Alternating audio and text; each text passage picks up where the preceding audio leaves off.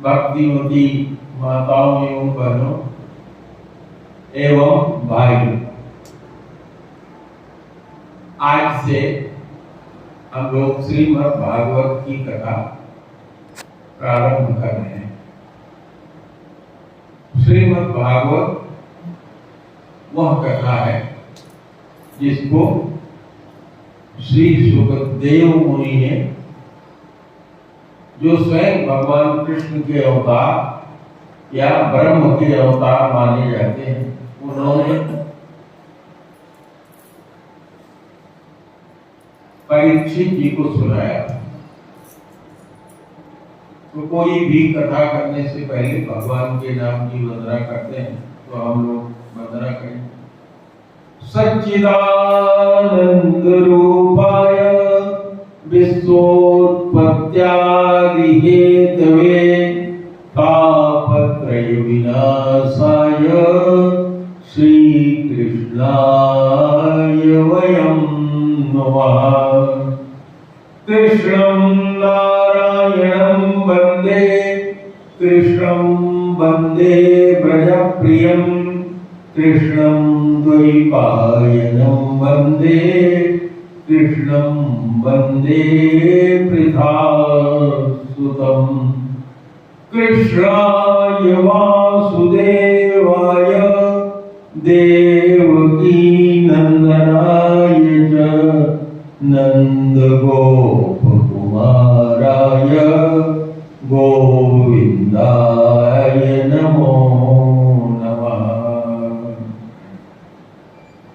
यह श्रीमद् भागवत कथा भगवान श्री कृष्ण की वह कथा है जो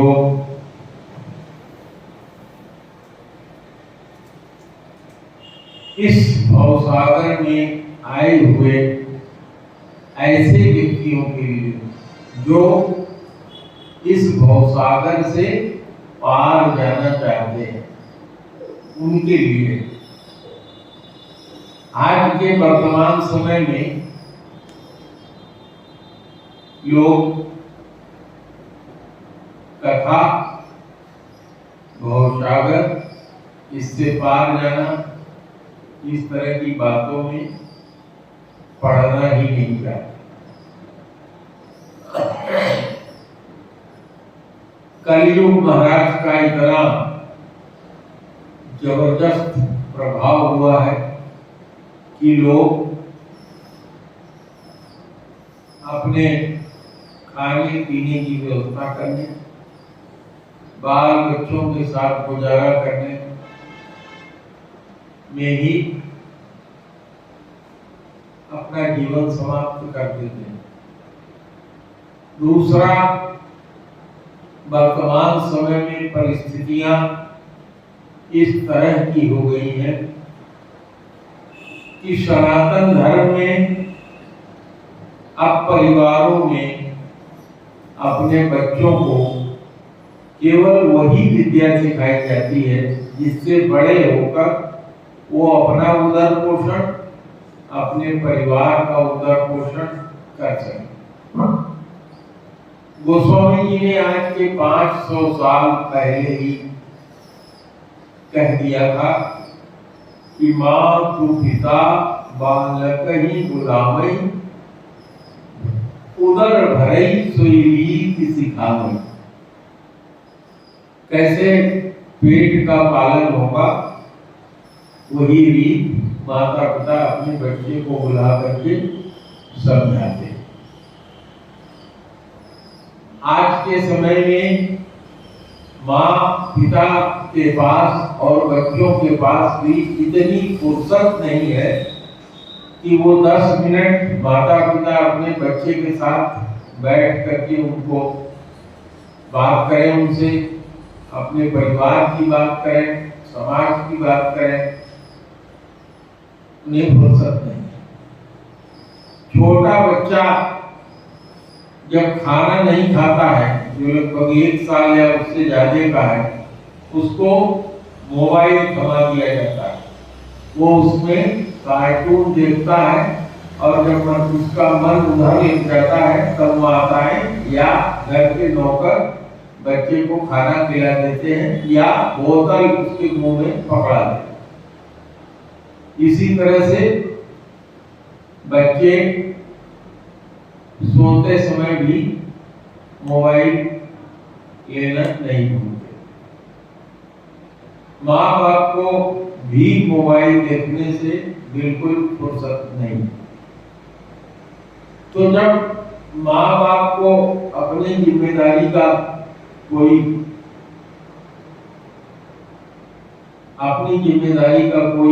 एहसास, अपनी जिम्मेदारी का कोई इस तरह का भान नहीं है कि हमारी जिम्मेदारी होती है कि हम अपने लड़के को या लड़की को इस तरह का संस्कार दें कि समाज में जाकर वो बिगड़े नहीं। मोबाइल में जो बच्चे देखते हैं वही उनको लगता है कि यही समाज है, इसी तरह से व्यवहार करना है। तो जिन लोगों को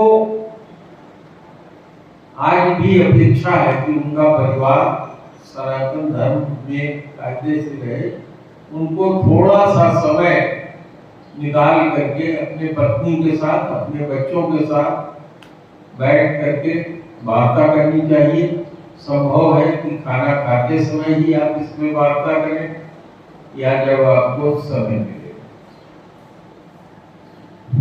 ऐसा परम आवश्यक है कि आपका बच्चा आपको जान सके कि आप उसके पिता हैं, आप उसकी माता हैं। और ऐसा इसलिए जरूरी कि वो जान सके कि हम सनातन धर्म। तो हम लोग श्रीमद् भागवत की कथा सुनने आए हैं, तो सबसे पहली बात यही है कि हम लोग अपना कर्तव्य माने कि हम अपने भूले हुए सनातन धर्म और संस्कृति को अपने परिवार में अक्षुण्ण में रखें।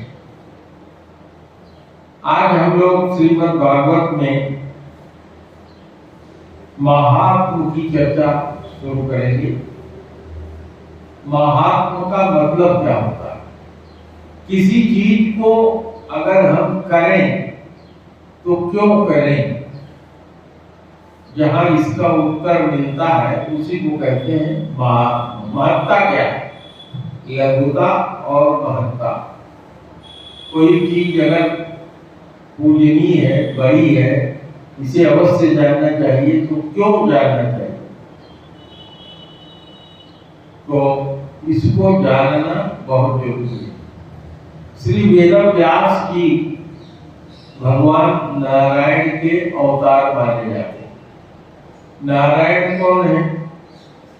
नारा नर और नारायण, जिसका अयन जल में हो वह है नारायण।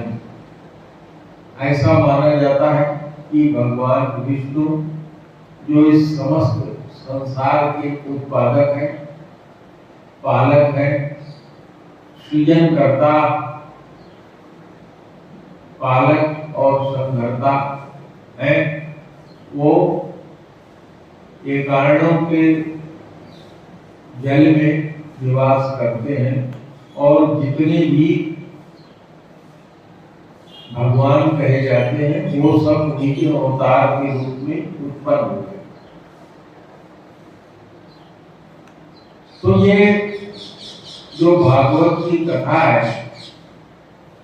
यह भगवान से संबंधित है, भगवान नारायण से ही संबंधित है। भगवान कौन है, तत्व से भगवान को क्या कहा जाता है, कैसे जाना जाता है, हम यदि उनकी उपासना करना चाहें तो कैसे करें, और हमको अपने दैनिक जीवन में कैसे रहना चाहिए, यह सारी बातें इस श्रीमद् भागवत में आती हैं। तो श्रीमद् भागवत के शुरू में ही उपासना की जाती है सुखदेव जी की। सुखदेव जी के लिए लिखते हुए वेदव्यास जी ने लिखा है, यम प्रवजंत अनुपेतमपेत कृत्यम द्वैपायनो विरह कातरया जुहाव पुत्रेत्तनमयतया तरवो विनेदु अस्तम सर्वहृदयं मुनिमानतोऽस्मि।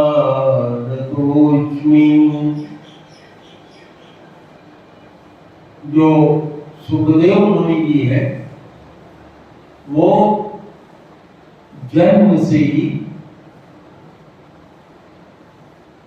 इतने मुक्ति को जानने वाले व्यक्ति हैं कि वो संसार के किसी भी माया और मोह में पड़ना नहीं चाहते। माँ कौन है, बाप कौन है, इससे उनको कोई मतलब नहीं। कहा यह जाता है कि माँ के गर्भ में 12 साल तक निवास करने के बाद जब उनके पिता ने भगवान श्री कृष्ण को बुलाकर भगवान के द्वारा, भगवान श्री कृष्ण के द्वारा आश्वासन दिलाया, अपने पिता के कहने से उन्होंने नहीं माना, आश्वासन दिया भगवान श्री कृष्ण ने, बाप सुनील की ओर से, और उन्होंने कहा कि हाँ तुम्हारे पिता जो कह रहे हैं तुम बाहर आओ, तुम्हें संसार की मेरी माया नहीं लगी। तब माँ के पेट से बाहर निकले और बाहर निकलते ही जिनका नार विवार भी कायदे से काटा नहीं गया था, 12 साल के बालक की तरह से वो उत्पन्न हुए और पैदा होते ही घर से निकलकर वो वन में जाने लगे। और जब वन में जाने लगे तो उनके पिता उनको बुला रहे हैं, ऐ पुत्र रुक जाओ, सुनो। लेकिन वो भगवान के ब्रह्मानंद में इस कदर मस्त थे। ब्रह्मानंद में जब कोई व्यक्ति समाधि में होता है तो उस आनंद में मगन हो जाता है, तो उसकी सारी इंद्रियां शिथिल हो जाती हैं, भगवान में ही लग जाती हैं, संसार की कोई भी बात उसे सुनाई या दिखाई नहीं पड़ती। तो इसी अवस्था में सुखदेव जी थे और इसी ब्रह्मानंद में ही निकल करके वो वन की तरफ चल दिए। तो यहाँ जो श्लोक लिखा हुआ है कि वेदव्यास जी विरह से कातर होकर के अपने पुत्र को बुला रहे हैं कि ऐ बेटे रुक जाओ और रुक जाओ। तो इन्हीं द्वैपायन मुनि वेदव्यास जी, जिनका नाम व्यास द्वैपायन था, इन्हीं के तरह से जो व्याकुल वृक्ष थे। वृक्ष कैसे व्याकुल थे? वृक्ष का पेड़ आपने आम का देखा, उसमें जैसे फल आता है, आंवले का देखा है, लोग उठा करके ढेला मारते हैं। तो आम का फल, केले का फल, नारियल का फल, आंवले का फल जैसे है, वैसे ही बच्चे हमारे फल हैं। तो आम के पेड़ से जब वो तोड़ लिया जाता है आम, तो आम खुद दुखी होता है कि अगर मेरा ये बच्चा मेरे साथ पड़ा रहता, बड़ा हो जाता, सारे संसार को देख लेता, तो मेरे जैसी ही संतति आगे उत्पन्न करता। तो यहाँ पर समानता है इसके बीच में, उन वृक्षों के बीच में और द्वैपायन मुनि के बीच में। ये वृक्ष जो स्वयं भी विरह से कातर है, उन वृक्षों ने वेदव्यास जी से, नारायण के अवतार वेदव्यास जी को जवाब दिया, क्योंकि वो वृक्ष भी उसी तरह से दुखी है। उन्होंने क्या कहा कि ऐ वेदव्यास जी, सारी दुनिया को आप ज्ञान देते हैं, आप ये जान रहे हैं कि आपका पुत्र ब्रह्मानंद में निमग्न है और आप इसे आवाज लगा रहे हैं, तो आपका आवाज लगाना बेकार है। यह जो आपका पुत्र है सबके हृदय में निवास करने वाले जो भगवान है, सर्वात्मा जिनको कहा जाता है, उन्हीं भगवान में विलीन हो गया। तो ये अकेले इसका कोई अस्तित्व है ही नहीं। ये तो अकेले हो करके सारे संसार को जो व्याप्त करके सारे संसार को चला रहा है, उसके साथ व्याप्त हो गया। अकेला तो है नहीं कि अपनी बात सुने और आपको उत्तर दे। तो वेदव्यास जी को बात समझ में आ गई और कहते हैं कि वेदव्यास जी जब थोड़ा इसी तरह से आवाज देते हुए अपने बच्चों को जा रहे थे, तो कुछ महिलाएं जो कम कपड़ों में गंगा जी में स्नान कर रही थी, उन्होंने वेदव्यास जी को देख करके बाहर निकल करके अपने अंगों को कपड़ों से ढक लिया।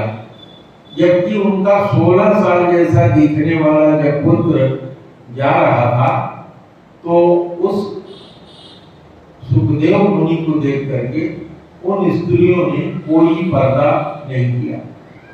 वेदव्यास जी ने उन स्त्रियों से पूछा, बताओ कन्याओं, तुम लोगों ने मेरे युवा पुत्र को देख करके तो कोई पर्दा नहीं किया, और मेरे जैसे त्रिकालदर्शी ऋषि को देख करके तुम लोगों ने पर्दा किया। तो उन स्त्रियों ने बहुत ही गूढ़ बात कहा, ऐ मुनिवर, आपका जो ये पुत्र है, यह स्त्री और पुरुष में अंतर नहीं समझता, और आप जानते हैं कि यह संसार क्या है, स्त्री क्या होती है, पुरुष क्या होता है। उन स्त्रियों ने वेदव्यास जी से कहा कि महाराज, जैसे किसी का 3 साल का बेटा या बेटी हो और वो अपने बाप और माँ से पूछे कि हम किसके पुत्र हैं, हम किसकी बेटी है, तो माँ और बाप कहते हैं बेटा तुम हमारे भी बेटे हो, अपनी अम्मा के भी बेटे हो। अम्मा भी कहती है कि हाँ बेटा तुम हमारे भी बेटे हो और पिता के भी बेटे हो। तो क्या आप अपेक्षा करते हैं कि वो समझ पाएगा 3 साल का बच्चा कि हम कैसे माँ के भी पुत्र हैं और पिता के भी पुत्र हैं? लेकिन यही बेटा जब बड़ा हो जाएगा, इस संसार की मैथिली सृष्टि के बारे में जान जाएगा, स्त्री क्या होती है, पुरुष क्या होता है और दोनों की शादी किस लिए होती है, तो उसको बताने की कोई आवश्यकता नहीं रह जाएगी।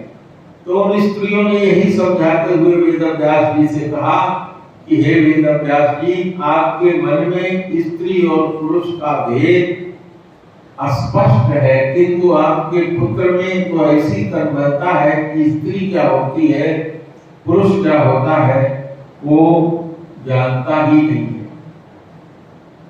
इस तरह की वार्ता नैमिषारण्य में चल रही है। नैमिषारण्य वह परम पवित्र पुण्य स्थान है। कहा जाता है कि ये वो स्थान है जो सारे ब्रह्मांड में, इस धरती पर ऐसी जगह स्थित है जहां जब ऋषियों ने ब्रह्मा जी से पूछा था कि हे महाराज, इस धरती पर सबसे पवित्र स्थान कौन सा है, तो ब्रह्मा जी ने एक चक्र उछाला और कहा कि ये चक्र जहां धरती पर गिरेगा, समझ लेना वो धरती का मध्य स्थान है और वही सबसे परम पवित्र स्थान है। तो उसी परम पवित्र स्थान जो वर्तमान में भारत के उत्तर प्रदेश जिले के सीतापुर जनपद में स्थित है, वहां ये नैमिषारण्य स्थित है। और आज भी आप देखेंगे तो वहां का स्थान बहुत पवित्र है और वहां का वातावरण, गोमती जी का किनारा, सब तरफ का क्षेत्र जो देखेंगे तो आपको परम पवित्र और पुनीत स्थान लगेगा और आपको लगेगा कि जरूर यहाँ इस तरह की घटना हुई है। तो उसी स्थान पर 88,000 ऋषियों ने, जब कलयुग का आरंभ हो रहा था उस समय एक बहुत बड़े यज्ञ का आयोजन किया। और वो यज्ञ कैसा था, जो 1000 साल तक चलने वाला था। तो इस दीर्घ सत्र यज्ञ को आयोजित करके उन लोगों ने यह तय किया कि हम लोग सवेरे तो यज्ञ और हवन इत्यादि का कार्य करते हैं, और दोपहर के बाद का जो समय खाली रहता है उसमें हमारे बीच में वेद व्यास जी के द्वारा इतिहास और पुराण को जानने वाले सूत जी उपस्थित हैं। तो इन सूत जी से हम लोग पूछें कि हे महाराज, वह ऐसी कौन सी परम पवित्र वस्तु है जिसको जानने से इस कलयुग में लोग शुद्ध, मुक्त और पवित्र हो जाए। इन ऋषियों ने सूत जी से कहा, हे महाराज, आप सारे इतिहास पुराण के ज्ञाता है, आपको भूत, वर्तमान और भविष्य सब पता है। आप जानते हैं कि इस कलयुग में मनुष्यों की आयु बहुत छोटी होगी, उनकी याददाश्त भी इतनी छोटी होगी कि अभी कोई बात बताइए और जुर्त अगर पूछिए तो उनको विस्मृति हो जाएगी, और उनके अंदर कर्तव्य परायणता बिल्कुल समाप्त हो जाएगी। तो महाराज, कोई ऐसा एक उपाय बताइए जो करने में बहुत आसान और सरल हो, सब लोग कर सके, ऐसा कोई उपाय बताइए, और हम लोगों को कोई ऐसा राह दिखाइए जिससे हम लोग अपने जीवन को सफल बना सके।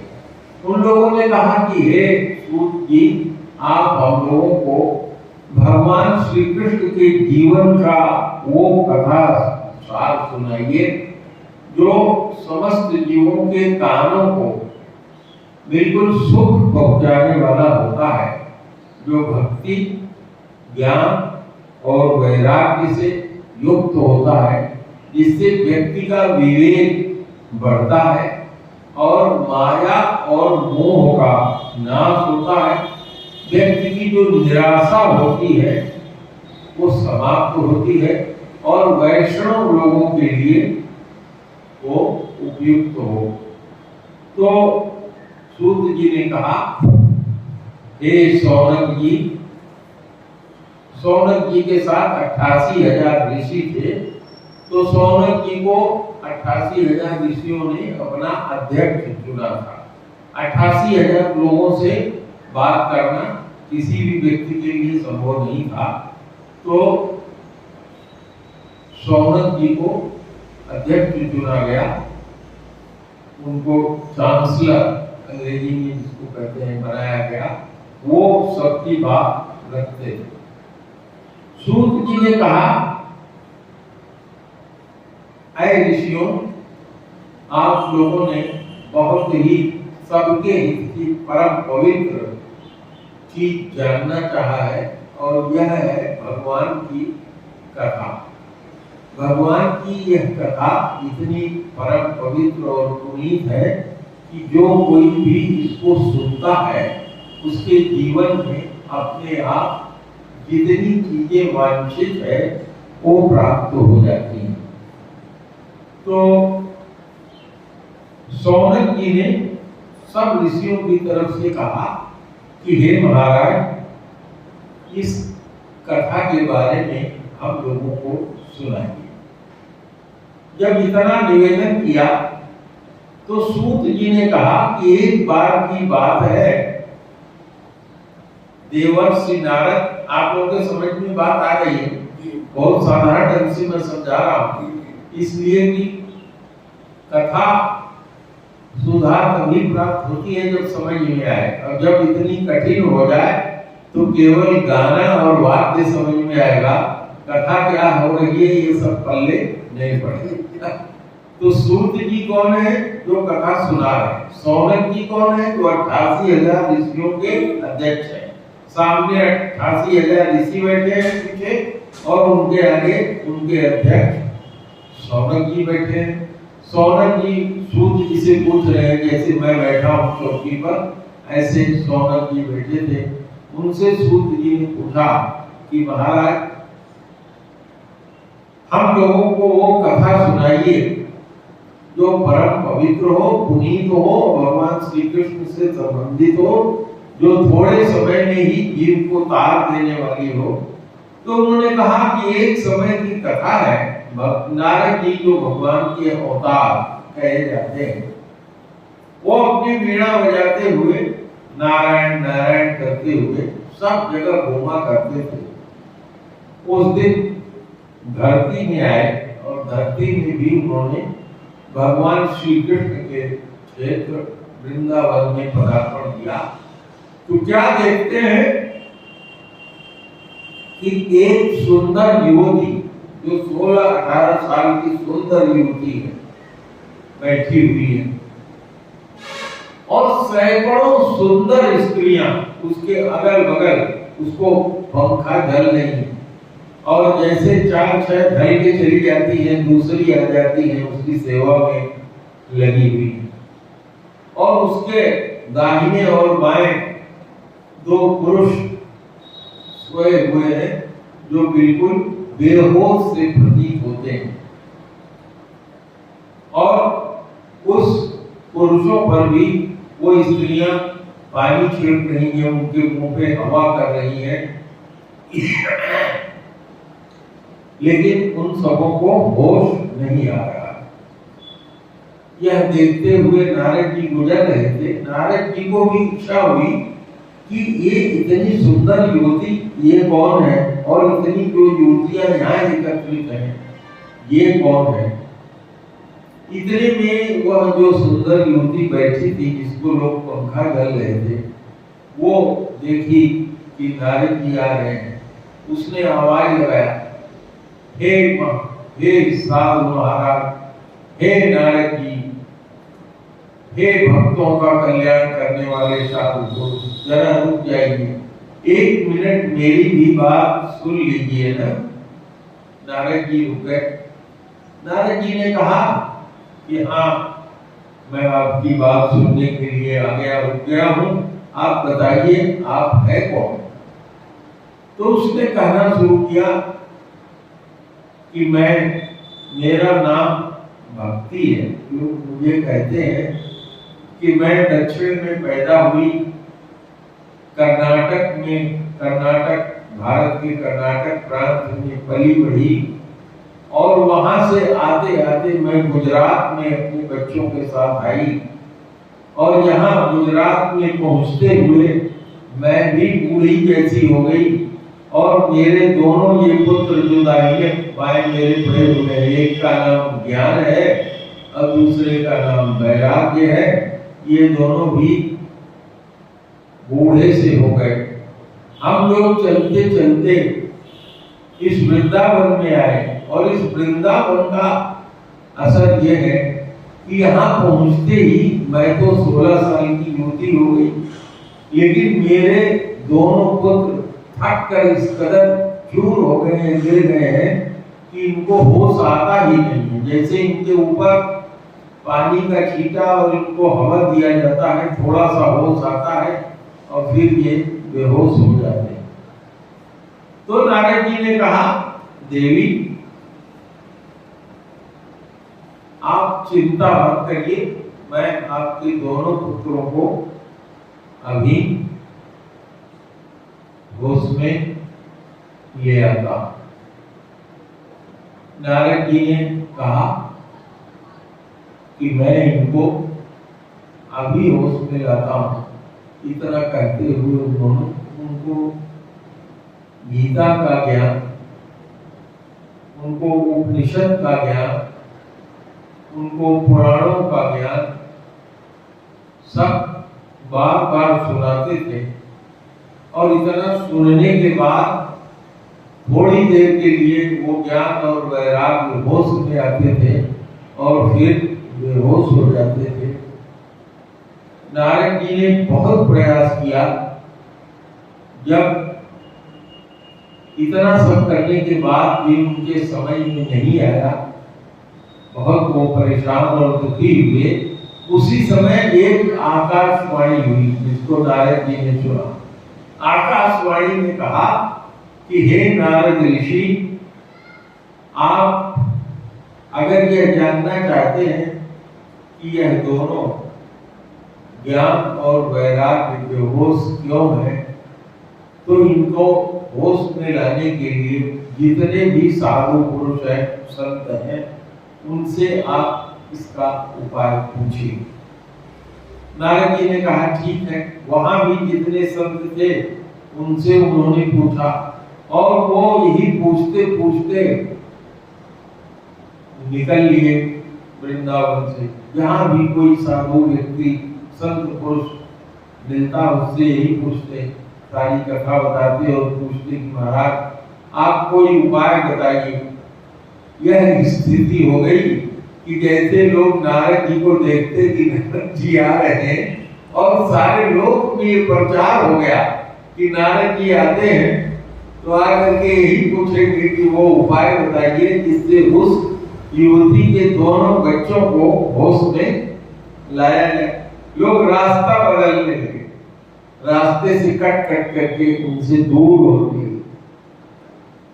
अंत में नारद जी को कोई भी उपाय समझ में नहीं आया। नारद जी ने कहा कि अब मैं विशालापुरी हूं। विशालापुरी कहाँ है? बद्री का आश्रम, बद्रीनाथ जी का जहां आश्रम है। बद्री माने होता है बेल। बद्रिकाश्रम यानी वह आश्रम जहां बेल के पेड़ों की झाड़ियां उगती हैं। उन्होंने तय किया कि उस विशालापुरी में चल करके मैं इस संसार के पालक सृजन करता और इसके नाश करता भगवान विष्णु की उपासना करता और उनसे ही मैं उपाय पूछूंगा।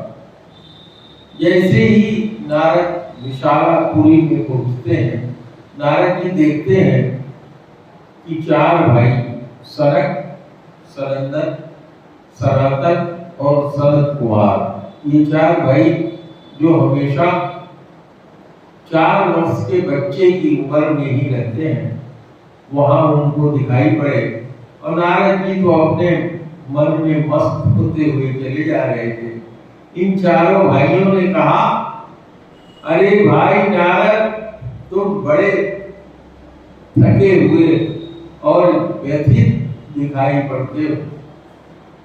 बताओ ऐसा कौन सा दुख है जो तुमको व्याप्त हो गया? अरे इस कलयुग में और संसार में तो दुख गृहस्थियों को व्याप्त होता है, जिनको सुबह से शाम तक समस्याएं ही समस्याएं घेरे रहती हैं।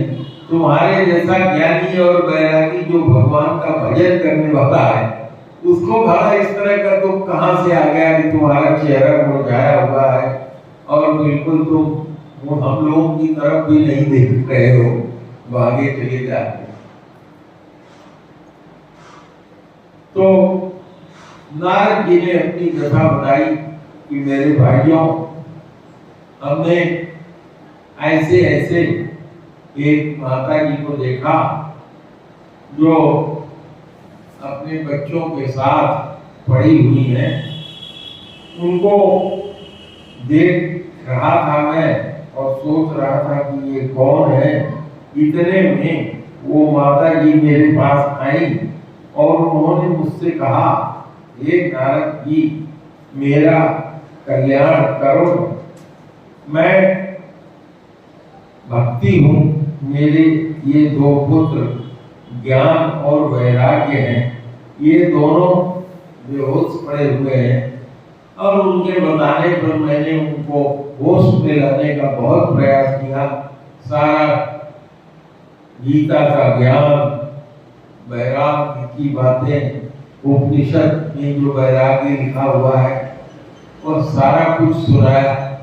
किंतु उन बच्चों को होश आने की बात तो कौन कहे, लगता था कि थोड़ी सी चैतन्यता उनके अंदर आती थी और फिर वो बेहोश हो जाते।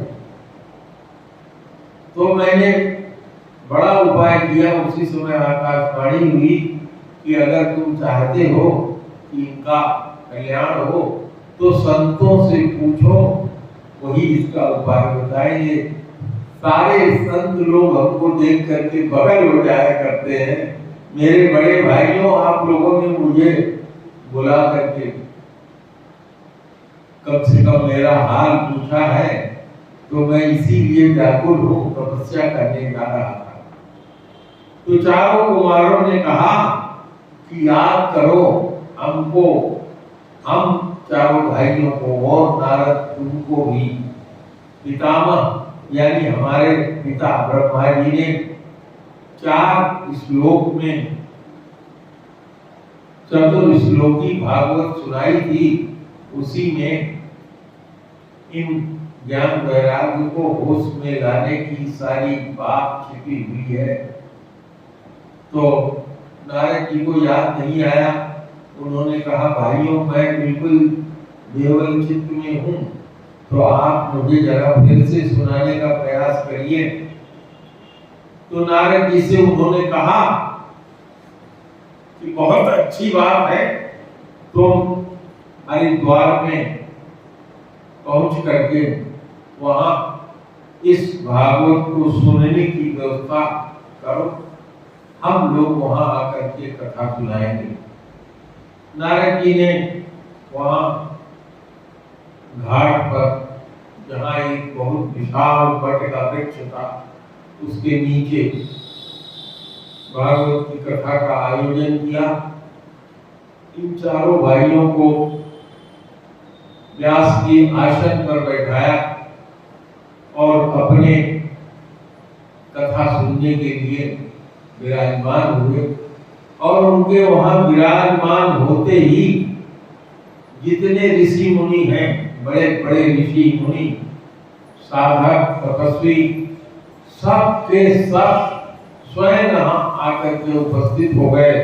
वेदव्यास जी आए, वेदव्यास जी के पिताजी आए, बाकी सारे ऋषि मुनि, सब जितने ऋषियों का नाम लिया जाए सब लोग वहां पहुंच गए और सब लोगों ने अपना आसन ले लिया। और इसके बाद सनक जी ने भागवत कथा सुनाने के लिए आसन लिया और बाकी 3 भाइयों ने वहां ढोल, मंजीरा और करताल लेकर के भगवान का संगीत, गायन और कीर्तन करने का संकल्प लेकर के बैठ गए। नारद जी ने 7 दिन की भागवत कथा सुनने का संकल्प लिया और बैठ गए। तो इस तरह से पहले 4 श्लोक की भागवत सुनाया उनको। अहमेवा समेवाग्रे नान्यद्यत् सत् सत्परम् पश्चादहं यदि तत्त्व यो अविशिष्येत सो असम्यम्। उन्होंने बताया कि ये जो सृष्टि है, कहा कि पिताजी ने बताया था कि भगवान ने उनको यह बताया था कि सृष्टि से पूर्व भी मैं ही था, यानी भगवान ही थे। और उन्होंने कहा कि भगवान ने यह समझाया था ब्रह्मा को कि हे ब्रह्मा, इस सृष्टि से पूर्व केवल मैं ही मैं था, मेरे अतिरिक्त कुछ भी नहीं था, न स्थूल था न सूक्ष्म था। और स्थूल और सूक्ष्म क्यों दिखाई पड़ते हैं? अज्ञान के कारण। तो स्थूल और सूक्ष्म का जो कारण अज्ञान है वो भी नहीं था, न ज्ञान था न अज्ञान था। जहां यह सृष्टि नहीं है, भगवान ने समझाया था ब्रह्मा जी को कि वहां भी मैं ही मैं हूं, और जहां इस सृष्टि में जो कुछ है भी वो भी मैं ही मैं हूं। दूसरे श्लोक में उन्होंने कहा, ऋते अर्थम यत् प्रतीयेत न प्रतीयेत चात्मनि तद्विद्यात् मनोमायां यथा भासो यथा तमः।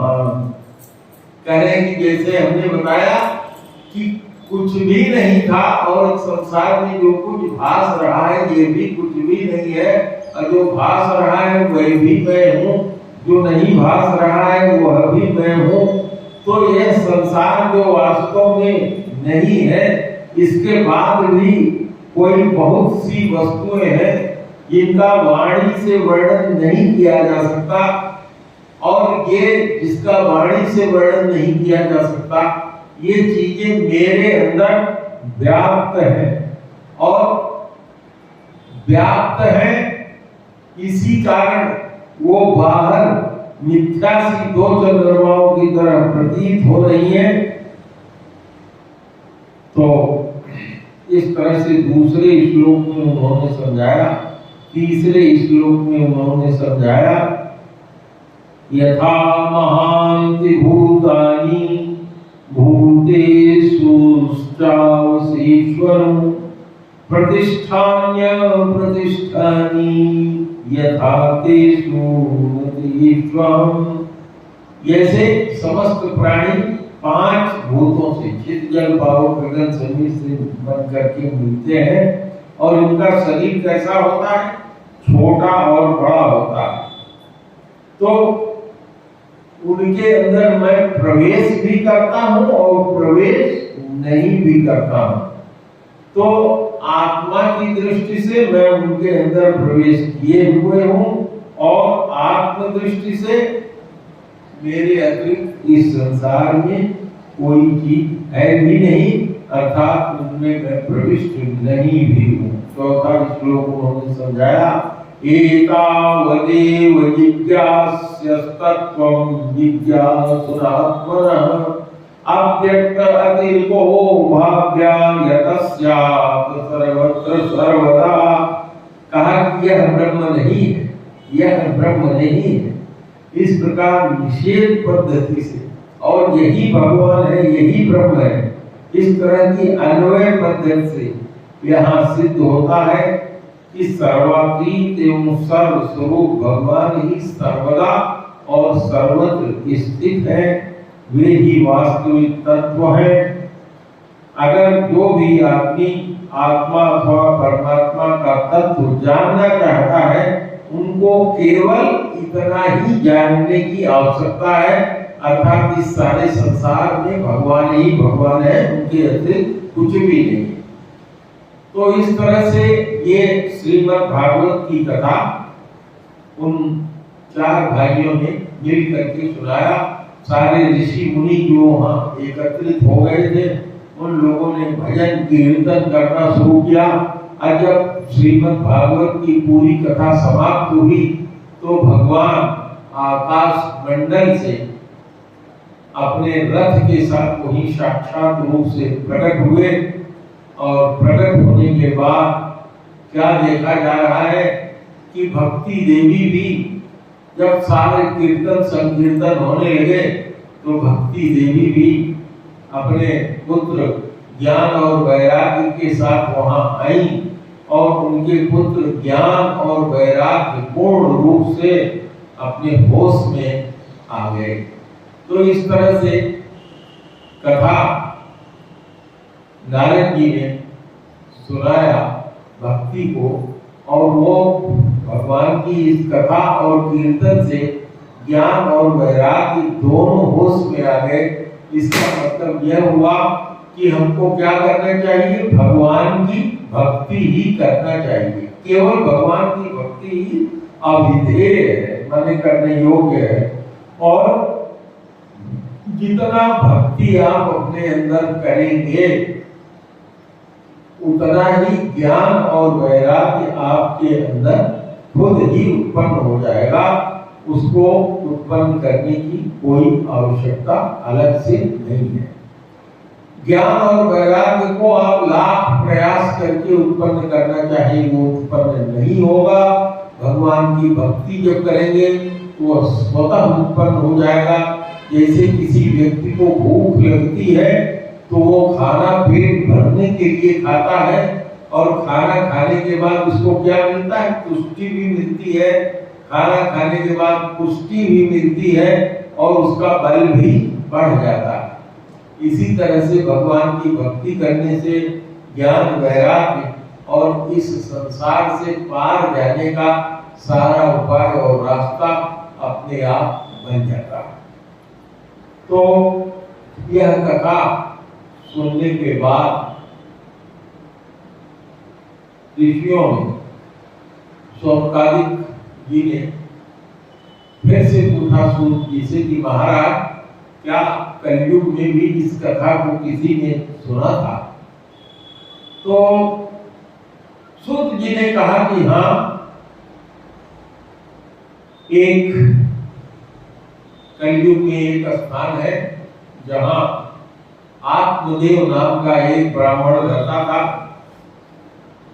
समय के प्रभाव से उसको कोई पुत्र और पुत्री नहीं थी। भगवान की दया से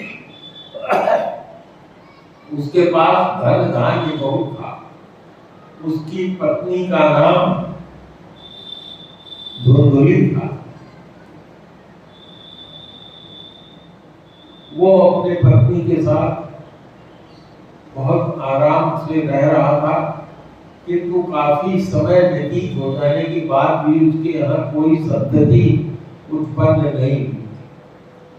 जब धीरे धीरे उसका समय ज्यादा व्यतीत होने लगा, गांव भर में भी सारे लोग उसकी और उसके पत्नी की उपेक्षा करने लगे और ये कहने लगे कि जब ये ब्राह्मण सवेरे आ जाता है, सामने पड़ जाता है, या इसकी पत्नी सामने पड़ जाती है, तो दिन अच्छे से नहीं बीतता, क्योंकि ये बंध्या है।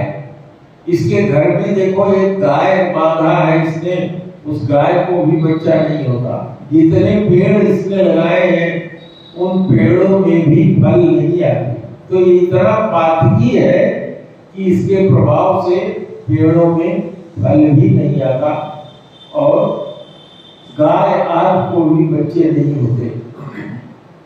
आत्मदेव नाम के ब्राह्मण ने ये निश्चित किया कि या तो मुझे कोई पुत्र होगा या मैं मर जाऊंगा। एक दिन इसी इच्छा से वो जंगल में निकल पड़ा। जाते जाते जंगल में जब गहन जंगल की तरफ पहुंचा तो भगवान की ऐसी इच्छा थी कि सामने एक जलाशय दिखाई पड़ रहा था।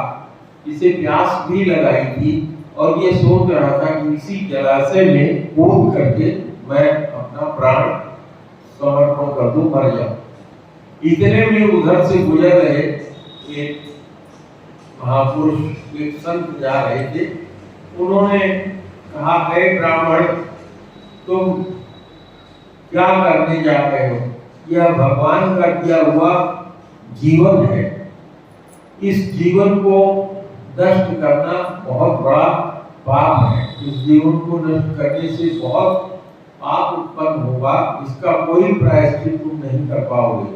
जब तुम किसी को जीवन दे नहीं सकते तो तुमको अपना भी जीवन लेने का कोई अधिकार नहीं है।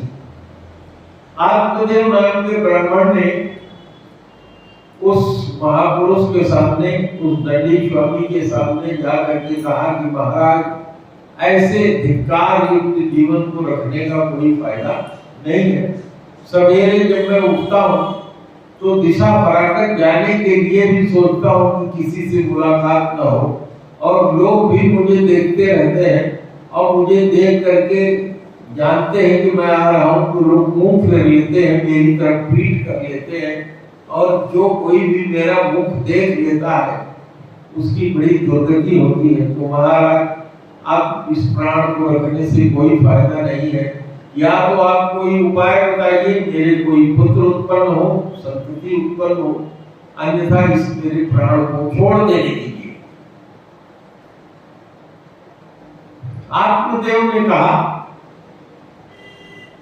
लेकिन उस संत ने कहा कि भाई, तुम्हारे चेहरे को देख करके मैंने जो पढ़ा है इसके अनुसार तो तुमको एक जन्म क्या 7 जन्म तो कोई पुत्र नहीं है, कोई पुत्री नहीं है। तो आत्मदेव ने कहा महाराज तब आप हमको बेकार ही रोके हो, मैं डूबने जा रहा हूँ, मैं कूद जाऊंगा। उस संत ने अपनी झोली से एक फल निकाला और आत्मदेव को कहा कि मैं भगवान की कृपा से पुत्र तुम्हें होगा, ये फल मैं दे रहा हूँ, इसको ले जाकर तुम अपनी पत्नी को खिला। आत्मदेव वह फल लेकर के आया और उसने अपनी पत्नी को दे दिया कि इसको तुम खा ले। उसकी पत्नी ने फल लेकर के रख लिया, फल लेकर के रख लिया और नाना प्रकार से विचार करने लगी कि मैं बिना बच्चों के ही भली हूं। बच्चा जब पेट में आएगा तो नाना प्रकार के दुख लोगों को होते हैं, मैंने देखा है। अगर गांव में डकैत आ गए तो मैं कैसे भागूंगी, और जब बच्चा ज्यादा समय का हो जाएगा 8-9 महीने का, तो उठना बैठना भी मेरे मुश्किल होगा। इस बच्चे को होने के बाद जो मेरी ननद और अन्य आएंगी उनको भी विदाई में काफी धन देना पड़ेगा। तो उसने सोचा कि कोई ऐसा उपाय निकले जिससे मैं बच सकूं। इसी बीच उसकी एक बड़ी बहन आ गई। उस बहन को कई बच्चे थे, 6-7 बच्चे थे पहले से, और वो गर्भिणी थी। उसने धुंधली से कहा, अरे बहन तुम ये फल अपनी गाय को खिला देना, तुम इस पचड़े में मत पड़ो, हमें अपने पति से कह करके कुछ धन दिला दो। तुम जानती हो कि मैं बहुत गरीब हूँ, और जब कुछ धन तुम दे दोगी तो मेरा पति भी मान जाएगा और मैं लोक में यह चर्चा कर दूंगी कि मेरा बेटा पैदा हुआ और मर गया, और उसको मैं चुपके से तुम्हारे घर पहुंचा दूंगी, और तुम ये नाटक करो कि तुम्हारे पेट में बच्चा है। धुंधली ने ऐसा ही किया। उसने ले जाकर के वो फल जो उसके यहाँ एक गाय पल रही थी उसको खिला दिया, और अपने वो गर्भवती का नाटक करने लगी।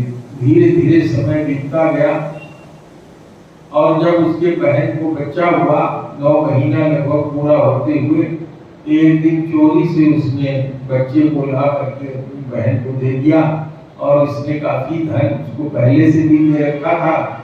इधर गाय का बच्चा 2 महीने बाद, और यानी 12वें महीने में गाय को भी बच्चा हुआ।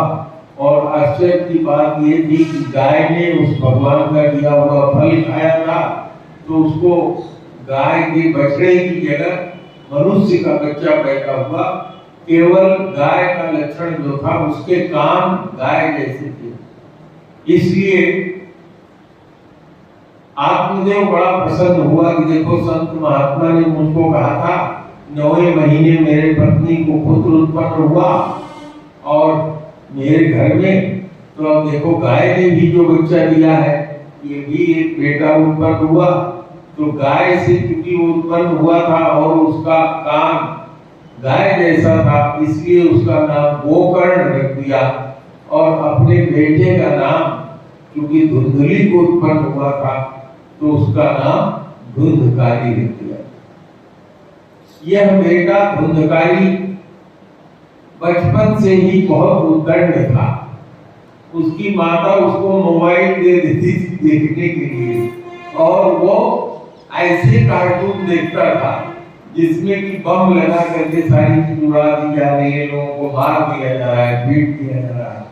बचपन से ही वो इतना उद्दंड हुआ कि जब 1-2 साल का था तो अपने से छोटे बच्चों को गला दबा देना, उनको मार देना, किसी बच्चे को कुएं के नजदीक है तो उसको कुएं में ढकेल देना, गाली गलौज करना, झगड़ा करना, जितनी भी प्रवृत्तियां दुष्प्रवृत्तियां थी सब उसके अंदर उदय हुई। माँ कभी उसको कोई टोकती नहीं थी। बाप अगर टोकने का प्रयास करता था तो धुंधली उसे डांटती थी।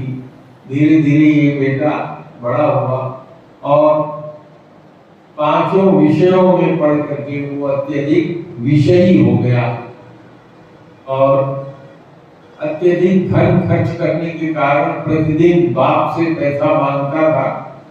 बाप पैसा देते देते ऊब गए, उनकी सारी संपत्ति खत्म हो गई। पिता की पिटाई करना शुरू किया, अत्यधिक दुखी रहने लगे। एक दिन उनका बेटा गोकर्ण आया। गोकर्ण से उन्होंने बताया, गोकर्ण ने कहा कि पिताजी आपके लिए अच्छा होगा, आपको एक नहीं दो पुत्र प्राप्त हो गए हैं। अब कल्याणकारी होगा कि आप घर छोड़ करके और सारे तीर्थों में, भारतवर्ष के जितने भी तीर्थ हैं उसमें भ्रमण कीजिए, घर छोड़ दीजिए, यही आपके लिए कल्याणकारी होगा। चौथे पद में राजा लोग भी बनने जाते हैं।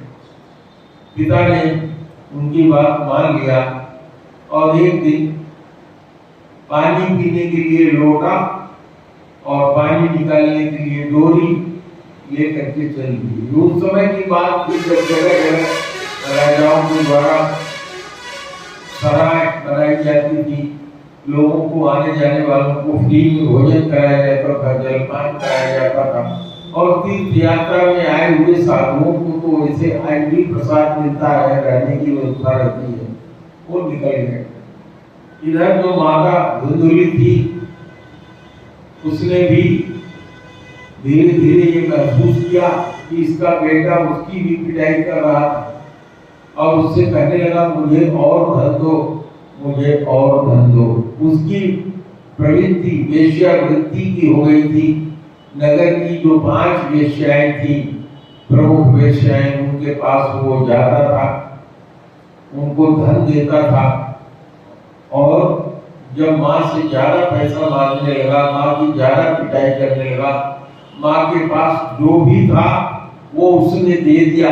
एक दिन इतना उसने अपनी माँ को पीटा कि माँ एक कुएं में गिर करके मर गई।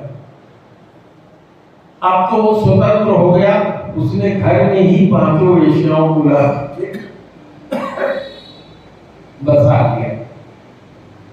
अगर 5 वेश्याएं घर में आ गई तो दिन प्रतिदिन उनका जो उनकी आवश्यकता थी बहुत ज्यादा होती जा रही थी, मांगती थी। ये चोरी डकैती करता था। एक दिन इसने वहां के स्थानीय राजा के घर में चोरी किया और नकब फोड़ करके काफी धन, हीरे जवाहरात सब वहां से उठा लिया। इन 5 वेश्याओं ने सोचा कि राजा है, उसकी गुप्तचर आएगी, पता करेगी और ये एक न एक दिन पकड़ा जाएगा। तो उन सबों ने सोचा कोई ऐसा उपाय करो कि इसको हम लोग रास्ते से समाप्त कर दें, न ये जिंदा रहेगा, न ये पकड़ा जाएगा, न धन यहाँ से जाएगा और हम लोग भी जो यहाँ माल असबाब है, धन है, इसको लेकर के यहाँ से भाग जाए, गायब हो जाए। तो उन सबों ने एक उपाय बनाया। नीचे एक भट्ठा खोद दिया, बड़ा भारी गड्ढा, और उस गड्ढे में खूब लकड़ी की आग धधका करके पहले से फिट कर दिया और एक खाट बनाया। उस खाट को सूत से, जो सूत होती है कच्ची सूत, उससे बिन दिया गया और उसके ऊपर दरी डाल दिया। और जैसे धुंधकारी आया उसको उन लोगों ने कहा कि आपके लिए नई खाट और नई व्यवस्था बनाए हैं। और आगे का पर्दा इतना नीचे तक जमीन तक लटका हुआ था कि धुंधकारी वैसे भी जो इस तरह की वृत्ति वाले लोग होते हैं वो पूरा का पूरा विश्वास करते हैं। इंद्रिय सुख में रहने वाले जो लोग होते हैं अपना विवेक खो देते हैं। धुंधकारी जैसे ही उस खाट पर बैठा, सूत का बना हुआ खाट का अंदर जो अंगार भभक रहे थे उसी में वो गिर गया और निकालने को कौन कहे, जो अंगार उसमें जल रहे थे, जलते हुए धधकते अंगारे थे, उसको उठा करके उन स्त्रियों ने उसके मुंह को भी झोंस दिया उसमें और डाल दिया, उसमें भर दिया। इस तरह से अत्यधिक पीड़ा से कराहते हुए धुंधकारी की मृत्यु हो गई और उसमें फिर थोड़ी मिट्टी और कुछ चीजें डाल करके सारा माल असबाब लेकर के पांचों वेश्या में 5 तरफ चली गई, अलग अलग हो गई। इधर कुछ दिनों के बाद वो महान प्रेत हो गया, क्योंकि इसकी मृत्यु अकाल मृत्यु थी। महान प्रेत हो गया। कुछ दिनों के बाद उसका भाई गोकर्ण घूमते घूमते सोचा कि अपने गांव चलें। अपने घर जब आया तो पिताजी तो पहले ही तीर्थ यात्रा पर चले गए थे, यहाँ देखा तो घर की जगह एक केवल खंडहर था। उस खंडहर में उसने सोचा कि चलो आज यही विश्राम करते हैं। रात को उसने झाड़ू लगाया, झाड़ू लगा करके जब वहां सोया, गर्मी का दिन था, तो रात को क्या देखता है, जागते हुए ही उसके सामने एक बड़ा भैंसा उपस्थित हुआ और इसको डराने लगा। जैसे ही उसके नजदीक जाए वो गायब हो जाए। फिर कभी बैल के रूप में, कभी लुकारी लेकर के प्रकट होकर के, कभी नाना प्रकार की चीजों से वो डराने लगा। गोकर्ण ने अपने मंत्र का स्मरण करके, भगवान का भक्त था, जब उसने जल उसके ऊपर फेंका और पूछा कि तुम कौन हो, तो धुंधकारी ने कहा मैं तुम्हारा वही भाई धुंधकारी हूँ और मेरी बड़ी दुर्गति हुई है, मैं महाप्रेत हो गया हूँ। गोकर्ण ने कहा ऐ भाई, मुझे यह बात तो पता थी कि तुम प्रेत हो गए हो, तुम मर गए हो, इसलिए तुम्हारा कल्याण हो जाए, इसलिए मैंने गया जाकर के, काशी जाकर के, अन्य जगहों पर जहां जहां अर्पण तर्पण और मरे हुए व्यक्ति का कल्याण करने के लिए कार्य किया जाता है, वो सब मैं कर चुका हूँ, फिर भी तुम्हारा उद्धार नहीं हुआ। गोकर्ण से सुन करके ऐसी बात धुंधकारी बोला, मेरे भाई मैं महान पापी हूँ, मेरा कल्याण इन उपायों से नहीं होगा। तुम अगर चाहते हो कि मेरा कल्याण हो तो कोई ऐसा उपाय करो जिससे मैं तर जाऊं, मुक्त हो जाऊं। सवेरे गोकर्ण जी ने सोचा कि मैं भगवान सूर्य जब उदय होंगे तो उनका रास्ता रोकूंगा, उनसे पूछूंगा कि प्रभु इनके कल्याण का कोई उपाय बताइए। सुबह गोकर्ण ने भगवान सूर्य से स्तुति विनय किया और पूछा कि हे प्रभु, हे सूर्यदेव, आप अस्ताचल से उदयाचल से अस्ताचल तक की यात्रा करते हैं, कोई ऐसी जगह नहीं है जहां आपकी रोशनी नहीं पड़ती है। सारे अच्छी जगहों पर, सारे खराब स्थलों पर सब कुछ आपको मालूम है, अर्थात आपसे बड़ा कोई ज्ञानी नहीं। मैं अपने इस भाई का उद्धार करना चाहता हूं, तो हे महाप्रभु मुझको कोई उपाय बताइए। भगवान सूर्य ने कहा कि हे गोकर्ण, तुम्हारी जो सोच है ये बहुत अच्छी है। तुम्हारे इस भाई का उपाय श्रीमद् भागवत की यदि साप्ताहिक कथा सुनाई जाए तो उसके सुनने से इसका उद्धार होगा। उसने उपाय पूछा,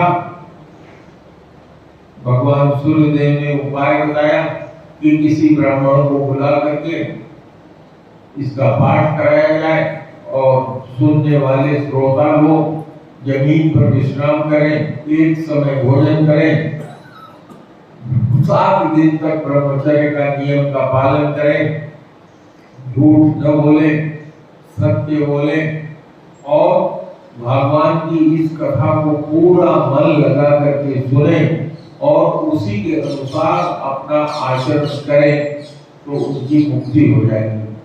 भगवान सूर्य ने ये भी बताया कि गोकर्ण के निमित्त एक 7 पोर का बांस लिया करके गाड़ देना, हरा बांस, और जैसे जैसे कथा करते जाओगे अंतिम दिन उसका उद्धार हो जाएगा। गोकर्ण ने बताए हुए तरीके से 7 दिन का सप्ताह पारायण किया और 7वें दिन पहले दिन एक गांठ होगी, दूसरे दिन दूसरी, तीसरे दिन तीसरी, चौथे दिन चौथी, 5वें दिन 5वीं, छठे दिन छठी गांठ और 7वें दिन कथा समाप्त होने पर 7 गांठ कट गई और भगवान के वैकुंठ से एक रथ प्रकट हुआ जिस पर 4 भुजाधारी लोग आए थे लेने के लिए, और उन 4 भुजाधारी लोगों ने दुर्धकारी को भी 4 भुजाधारी बना दिया और वो उस रथ पर बैठ करके भगवान के धाम को जाने लगा।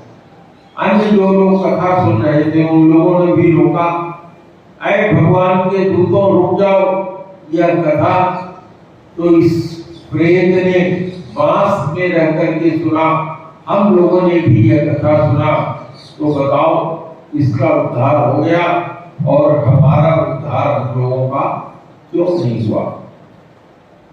तो भगवान के दूतों ने कहा,